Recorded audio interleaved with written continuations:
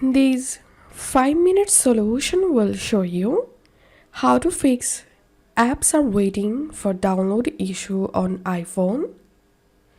So if you're trying to download a app from your app store and you see the waiting message, follow these quick steps to fix this issue. The first solution is turn on Wi-Fi assist.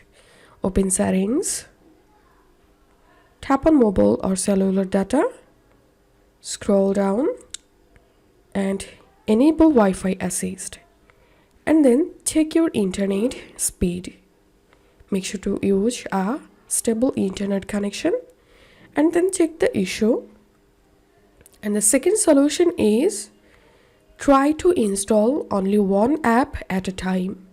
If you're installing multiple apps at the same time, you will see the waiting message. So all you have to need, cancel or pause all downloading apps and install only one app, then check the issue. And the third solution is reset network settings. Open settings, general, transfer reset iPhone, reset network settings, and hope this solution will fix your app downloading issue. If you find this video helpful, make sure to subscribe 5-minute solution.